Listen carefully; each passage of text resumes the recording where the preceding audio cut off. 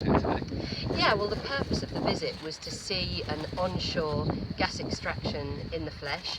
I particularly wanted to see how obtrusive it was. There's a lot of accusations from people who are against onshore gas extraction that they're enormous, that they're terribly intrusive and so on. But as you can see here, it's very quiet, it's very low level. The wellheads there are no taller than a 6'4" man, I should think, slightly taller than you, maybe. I was once. Yeah.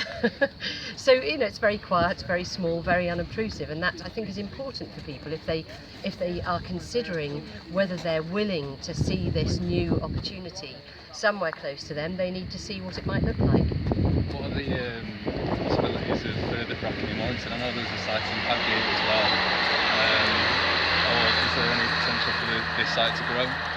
Well, this is not a fracking site. There are in fact no operating hydraulic fractured sites in the UK. This is extracting coal bed methane, which doesn't require hydraulic fracturing as a process. So as I say, at the moment we are hoping that companies will come forward with planning applications for shale gas exploration wells, and only once they've drilled those wells and discovered that there is shale gas that can be extracted, would they then apply to actually hydraulically fracture those wells. And that's really important, is for people to feel reassured that just because an exploratory well is being dug doesn't mean that there will then be a frac pad.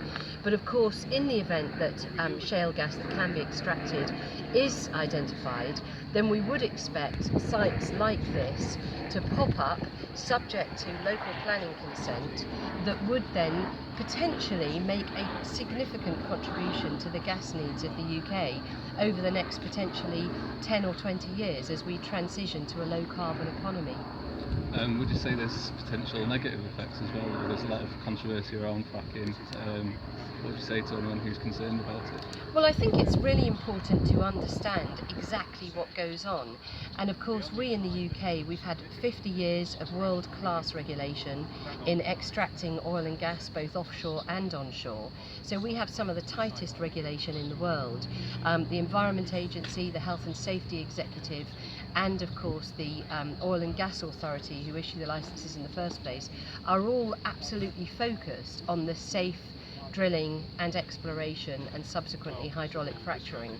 So there is no point at which the process will be allowed to just go of its own volition. There will be very tight safety controls around every aspect, including during the process of fracturing, which is when water and chemicals are pushed down into a drilled well in order to fracture the ground, little tiny fractures underneath, in order to pull out the gas.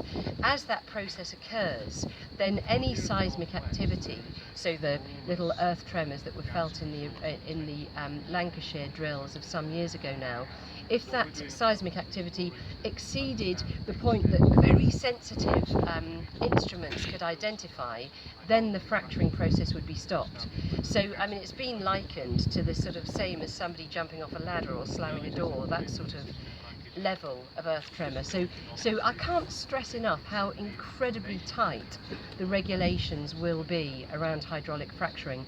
So one of the things I'm really keen to do by coming here today is to reassure the public that this isn't something that's just being left to chance, as some of the evidence from early days fracking in the States seems to have been, but that there is a very, very tight regime around it, and we will absolutely ensure the highest levels of safety. Okay, Andrea.